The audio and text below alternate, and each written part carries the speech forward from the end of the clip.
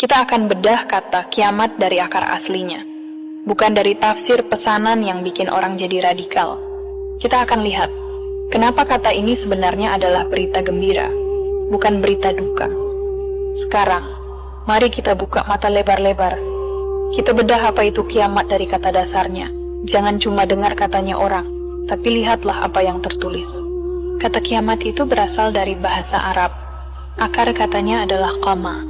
Sekali lagi, qama, lalu menjadi yaqumu, dan puncaknya adalah kiamatan.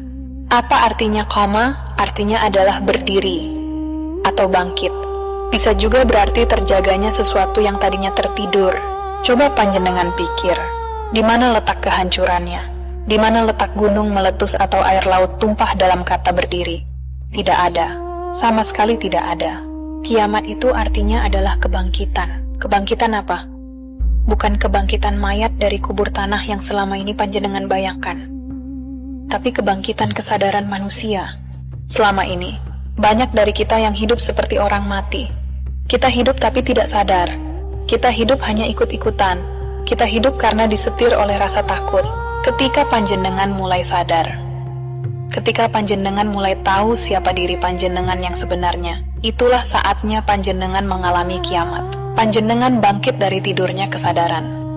Panjenengan berdiri tegak di atas kaki sendiri. Tidak lagi merangkak minta-minta syafaat kepada manusia yang sama-sama makan nasi. Inilah yang mereka takuti. Para penebar ketakutan itu sangat takut kalau panjenengan kiamat. Mereka takut kalau panjenengan bangkit. Karena kalau panjenengan sudah berdiri tegak dengan kesadaran, jualan ketakutan mereka tidak akan laku lagi. Mereka ingin panjenengan tetap tidur. Mereka ingin panjenengan tetap merasa lemah, supaya mereka bisa terus menyetir hidup panjenengan dengan ancaman-ancaman neraka dan kiamat yang menyeramkan. Panjenengan harus tahu, Gusti Allah itu Maha Pengasih. Beliau menciptakan alam semesta ini dengan penuh cinta. Setiap helai daun, setiap tetes embun, semua diciptakan dengan perhitungan yang sangat teliti. Apakah masuk akal Tuhan yang katanya Maha Bijaksana tiba-tiba menghancurkan hasil karyanya sendiri hanya untuk memuaskan dendam? Tentu tidak. Itu adalah sifat manusia yang penuh amarah, bukan sifat Tuhan yang maha sempurna. Kiamat yang sesungguhnya adalah titik di mana kebenaran berdiri tegak, di mana kebohongan akan tumbang dengan sendirinya. Itulah kenapa mereka bilang, kalau dunia sudah damai maka kiamat tiba.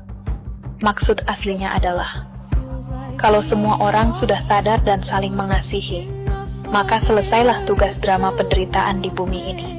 Bukan dunianya yang dihancurkan, tapi sistem perbudakan mentalnya yang berakhir.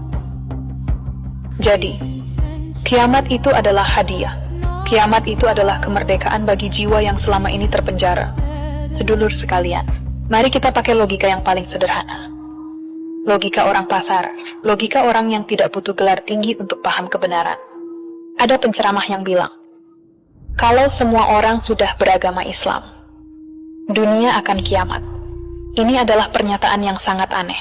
Jika Islam itu artinya adalah selamat atau damai, berarti mereka ingin bilang begini, kalau dunia sudah selamat dan damai, maka dunia harus dihancurkan.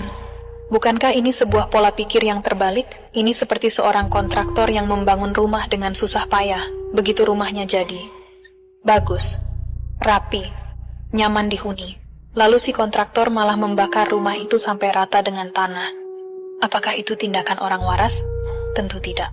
Lalu kenapa mereka terus menyebarkan narasi ini? Jawabannya cuma satu, kontrol dan kekuasaan. Mereka butuh musuh agar mereka tetap terlihat pahlawan. Mereka butuh kekacauan agar mereka bisa terus jualan solusi.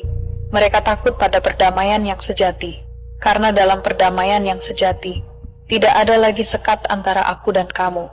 Tidak ada lagi perdebatan siapa yang paling benar. Yang ada hanyalah kasih sayang.